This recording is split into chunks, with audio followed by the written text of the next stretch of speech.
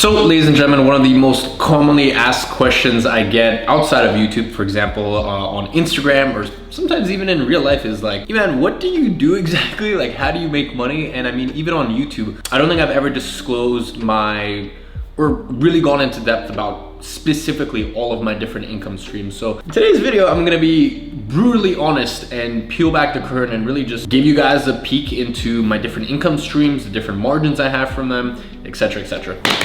So yeah, let's do this. Now, my first income stream is IG Media, my advertising agency, and this is also the longest standing income stream. I've had my agency for coming up to 4 years now at this point, all the way from having my first $400 a month client back in August of 2016 to hitting my first $100,000 a month profit with the agency in July of 2019. Now in the agency, we work with 8 to 10 clients at any given time, and usually every 2 months or so, I'll do a 2-day training. So I've documented some of them in the past where I'm doing a 2-day webinar build, or sometimes I'll come in and I'll train a company's team over the space of 2 days on how to actually do the service delivery themselves, or sometimes I'll come in and I'll consult on how to use YouTube ads. I've done 2-day trainings before on how to grow using YouTube ads, how to launch and start an online course, basically everything that we help our clients do ourselves. Now, that's probably a good leeway into mentioning we work with info product and e-commerce businesses. 80% of our clients are info product businesses, so they sell some sort of online course, online program. Sometimes they do higher ticket programs, but 80% of our clients are that. And I settled down in that niche around April of 2018. When I finally started to realize, prior to that I was working with gyms, and prior to that I was working with pretty much about anyone that I thought could be a potential, I've had, you learn a lot of things after having an agency for 4 years, that's for sure. But anyways, I finally ended up settling on info product businesses just because I thought, what am I passionate about? And for me, that's reforming the education system. And I love working with clients where whatever their specialty is, whatever their area of competence and expertise is, they are providing a better education than universities or any sort of formal institutions for 1/10 their price, and it's always 20 times as good. Now, the other 20% of our clients are e-commerce businesses, and that just happened kind of organically. This year in 2020, I actually want to make it more 80% e-commerce businesses and 20% info product businesses, because to be honest with info product businesses, there's a lot of complexity that comes with it. E-commerce businesses are so much easier to get results for, and just kind of everything else that comes with it, it's more streamlined. Now, for the past 2 years, I've only had one team member for the agency. Well, technically 1 1/3. Danny, who is now the chief marketing officer for the agency, he's been working for me for 2 years at this point. And then Kieran, who's the product manager for Grow Agency, which we'll talk about in a bit, 30% of his time is spent doing copywriting for our clients at the agency. So yeah, for the longest time, literally up until 30 days ago at this point, it was just Danny, me, and 1/3 of Kieran. Now we brought on a new performance marketer, Luis, because we want to get to a point this year where we can be servicing 18 to 20 clients at any given time. That's been our issue thus far, is like we've just been handcuffed on a service delivery side of things where we couldn't bring on more clients. So Danny manages Luis. He also manages, we have a team of appointment setters as well that book in demos for us as an agency. Now, this business has anywhere between 75 and 85% margins, given on, obviously, based on, first of all, the revenue of the agency that month. That's number one. And second, whether we're spending any money on cold ads. In 2019, we were spending around 4 or 5K a month on cold ads. So far this year in 2020, we haven't spent any money on cold ads, only retargeting. So yeah, that's kind of where the fluctuation comes from, because apart from ads, there's, all the salaries and stuff are kind of set. So there's never much fluctuation in that. And in terms of my time commitment for the agency, please do bear in mind, this is after running my agency for 4 years and literally optimizing it to within an inch of its life. At this point, I only work 5 to 6 hours a week on my agency, and pretty much half of that consists of sales calls. Sometimes I do come to the client check-in calls.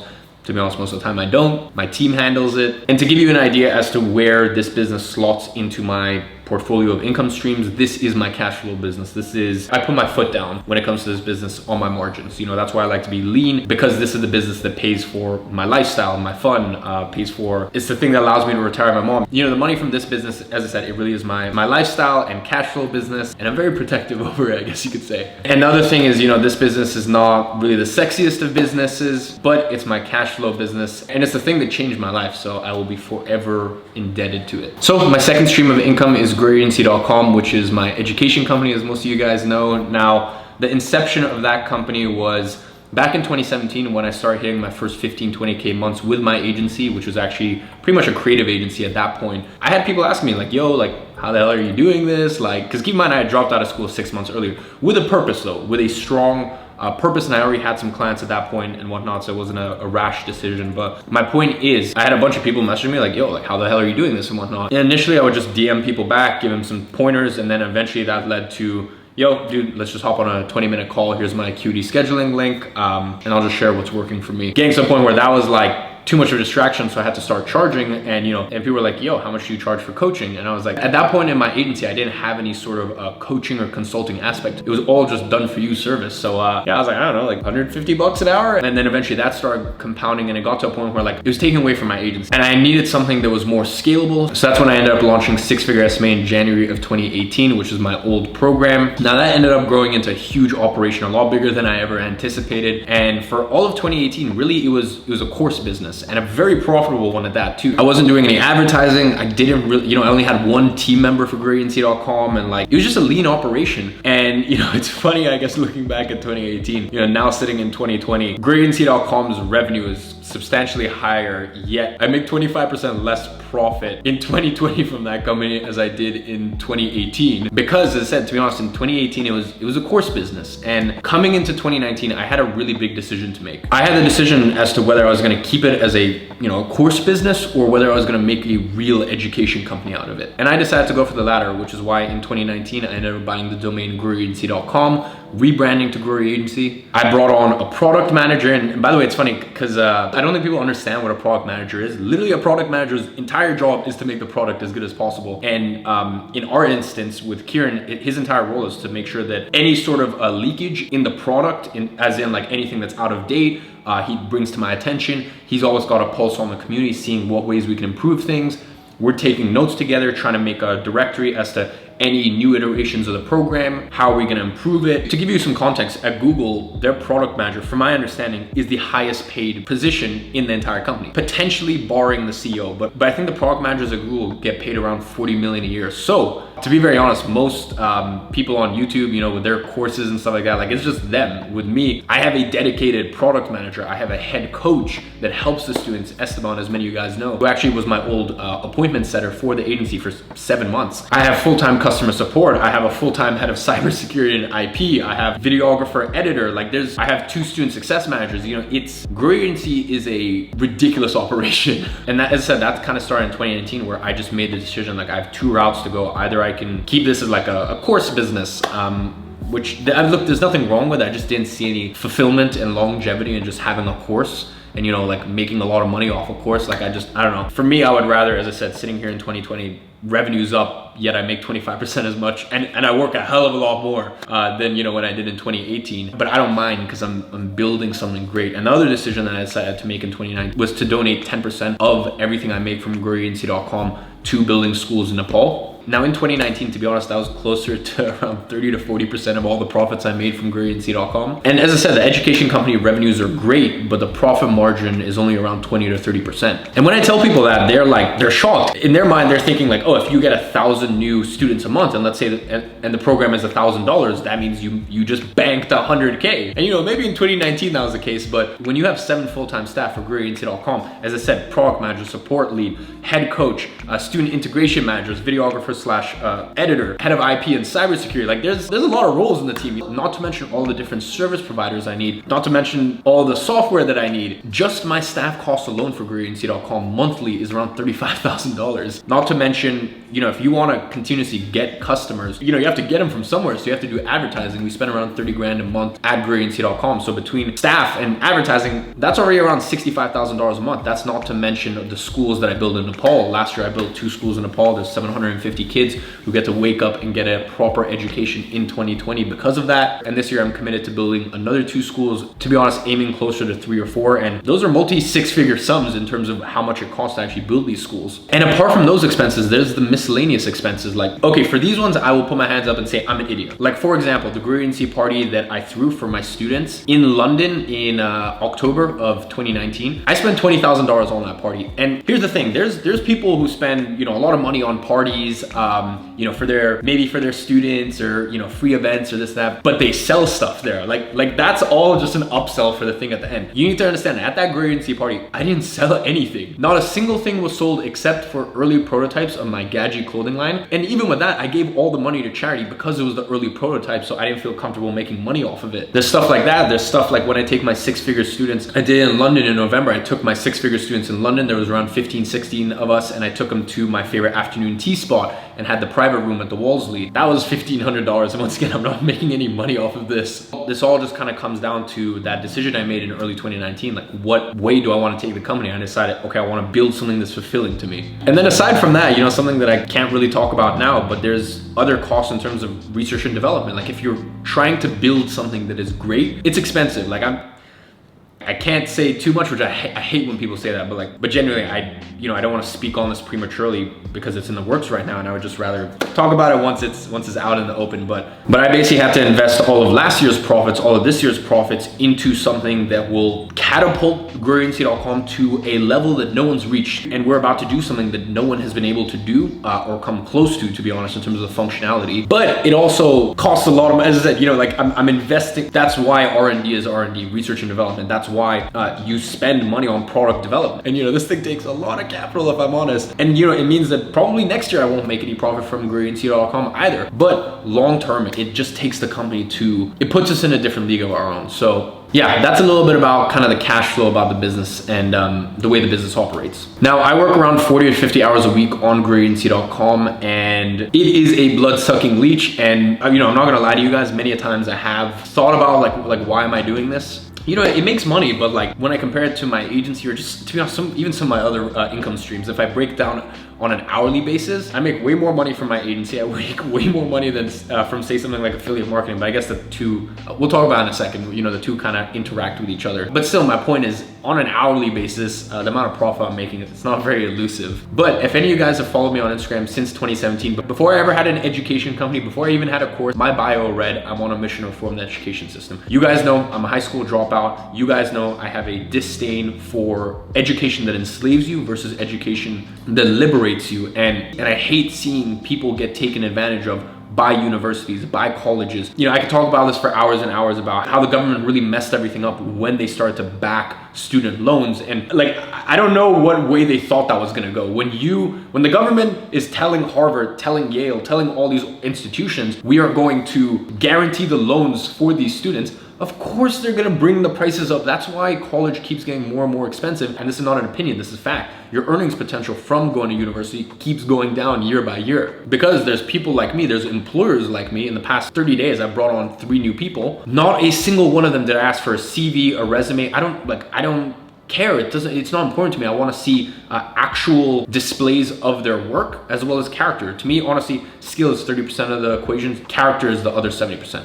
Okay, I see this direction this is going on, and this is going in a bit of rant, but as I said, education means a lot to me. And I look at the injustices that go on in the world, and I look at all of the misunderstanding in the world, and I look at all of the people in high up places that take advantage of the less educated. And by the way, that has nothing to do with whether you went to college or not. I just mean educated in the arena of life and educated in the arena of how the world works. And it just makes me a bit sick, to be honest. And you know, I guess here's the thing, like, yes, I'm only 20, and I know that I'm gonna be 85 on my deathbed, and I'm not gonna look back at my life and be like, oh, I'm so glad I made all this money. Like, I think when you look back at your life, you wanna feel as though your work made a difference. And like, I love my agency, I love the clients that we serve, I love the results we're able to get for our clients. But to be honest, like, I'm not gonna be 85 on my deathbed looking back at, you know, building an 8-figure a year agency, making a crap ton of money and enjoying a hedonistic lifestyle and just being like, oh, that was a fulfilling life. So yeah, that's a little bit of an insight as to the way that I view my education company. But as I said, the only way that I can have the kahunas to operate my education company in the way that it does, and not operate in a way that literally just sucks out every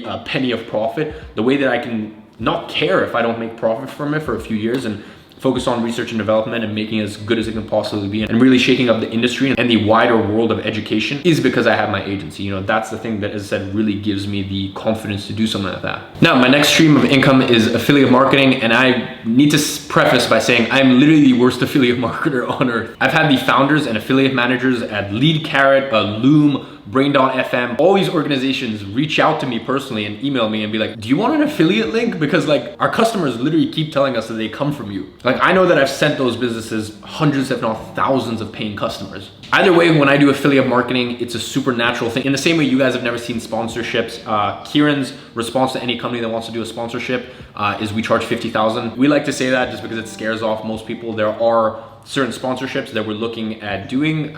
Actually, in fact, there's 3 right now that we're in talks with for when we launch the Private Victories podcast, which was meant to launch beginning of 2020, but with everything that's going on, unfortunately, that got delayed quite a bit. So as I said, when I do affiliate marketing, it's a super natural thing for me. It's like if I am a big advocate of it and like they happen to have an affiliate program somewhere, then you know I'll sign up. And if I can be motivated enough to actually make a link or whatever, to be honest, for 90% of things I recommend, I've just never bothered to even get an affiliate link or anything like that. But I will say that I make around $13,000 a month, just month in, month out from affiliate marketing at this point. $11,000 of that is from one software specifically. It's totally passive. It comes in every month and it pretty much grows every month by like 2 or 3%, and that just kind of compounds over the year. But I also don't want you to listen to this and be like, oh, like, that's an amazing business model. Like, to be honest, like the only reason I make $13,000 a month from affiliate marketing is because of growagency.com. Like that is the only reason. It's because I run the biggest education company on earth for agency owners, and I'm recommending, stuff that I use myself in my agency. So, don't think it's something that you can recreate yourself. It's, that's like me looking at like Casey Neistat. I don't even know how much he makes, but like making like, let's just say hypothetically $30,000 a month from Amazon associates. Doesn't mean I'm gonna do it. It's just, I don't ever want to recommend something to you guys that you guys can't actually replicate yourself. And as I said, affiliate marketing, it's just kind of it's an awesome extra source of income, but it's just naturally come about. Now, my next stream of income is Gadzhi. Now it's funny, in 2019, I removed ads entirely from Gadzhi. So any sort of advertising on my videos. And the reason I did that was because I just didn't want all these dummies advertising on any of my videos. What I didn't realize is that if you don't have ads on your YouTube videos, YouTube does not want you to grow, because keep in mind, like they don't want to promote a video if they're not making any ad revenue from it. So with that said, at the end of 2019, I turned AdSense back on. I couldn't care less about the AdSense money. It's just I turned it back on, and that helps organic growth. To be honest, most of my growth on YouTube does come from running ads to the channel, but we're trying to get better with SEO this year. And when it comes to AdSense, I don't make much from it. I make around, like, converting from pounds to dollars, around like $4,000 a month from AdSense. That doesn't even pay for my creative manager, my videographer / editor's salary. So like, it's while $4,000 is awesome, I guess, it doesn't really do much.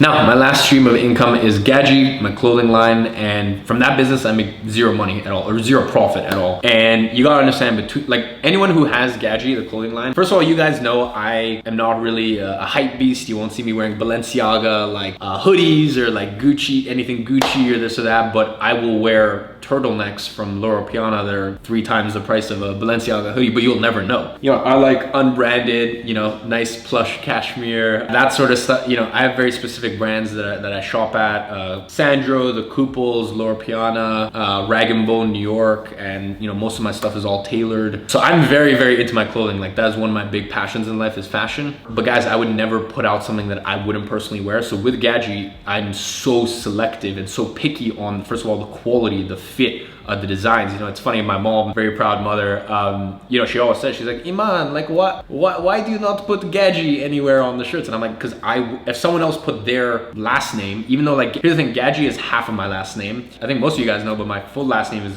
Gadzhimagomedov. Anyway, so Gadzhi is kind of what I roll with, but that's why I called the brand Gadzhi, is because Gadzhi could be Gucci, it could be Rolex, it could be Balenciaga, like, these sorts of things that they don't mean anything. Gadzhi, it sounds like it could be a very upscale fashion house. So anyways, I guess my point is, I am so selective and so picky on the materials, and they have to be of the highest quality. And I've had so many people mention, like, they're surprised at how high quality the packaging is, the actual clothes itself, everything about it. And the reason I say all this is because when you ensure that the quality is incredible, and that means that there's not too much space in terms of margins left. You know, it's entirely in-house and bespoke. You know, this isn't any print-on-demand bullshit. And any of the profits I make from Gadzhi, I spend on galleries, events, parties. You know, really just to, like, I don't believe too much in like brand equity and this, but like genuinely for me, that's what I want with Gadzhi is like, I want brand equity. And over the next 12 months, we're trying to take it to 7 figures a year in revenue using mainly influencers and then obviously some retargeting ads and whatnot. And as I said, any profits that we make from that, I want to go straight back into galleries, really awesome short movies for Gadzhi. Like, that's just my like fun money, and you know, that's just the thing where I just want to keep building brand equity. And as I said, in 12 months, like, I want it to almost be like a standalone thing for me where it's a distinguishable brand on its own. Most of you guys will also be happy to know that we are currently developing the blue light blockers. I get so many questions as to where the hell I get my blue light blockers from. And once again, I'm so picky when it comes to glasses, when it comes to sunglasses, this, that. So the cost to produce these blue light blockers are expensive. So the margins are going to be razor thin on the product. But once again, it's just, I know the purpose of that business, and that's just my pure passion business. I'm super excited with the next few seasons of Gadzhi that are coming out. So ladies and gents, those are my 5 streams of income. I definitely did miss out like some spare streams of income within those, and plus obviously within those businesses, there's kind of like multiple small streams of income.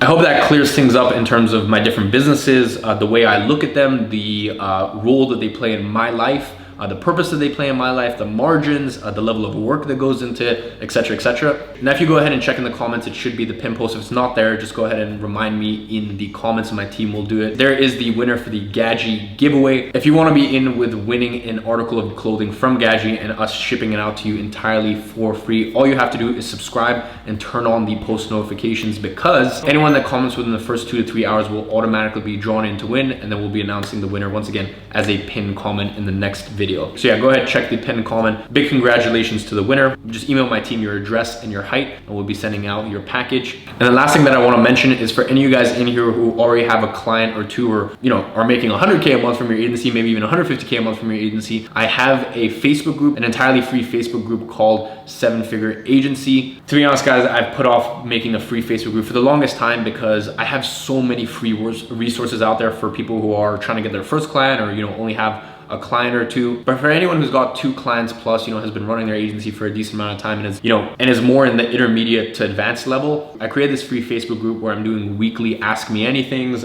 where my team is sharing what we're finding with our client campaigns, what we're learning, etc, etc. Once again, I'm gonna go ahead and put that in the description if I forget. Once again, please remind me. But just a heads up that only around 30–40% of people actually get let into that group. My team goes in and vets everyone, and as I said, we want to keep the quality really high in there. We want to make sure that everyone in there is playing at a decent level, because to be honest, if you listen to the stuff in there and you're at a beginning phase, you know, you're a different stage in agency life. You'll actually do more bad than good. So yeah, for any of you guys in here who's got at least 2 or 3 clients and want to come join the free 7 Figure Agency Accelerator Facebook group, there'll be the link in the description, or I'll post in the comments. Ladies and gents, hope you guys enjoyed this video. Lots of love. Make sure you smash that like button, leave a comment. You'll be automatically drawn into an Gadzhi, and I'll see some of you guys in 7 Figure Agency Accelerator. Whew, that's a mouthful. Facebook group. Lots of love, guys.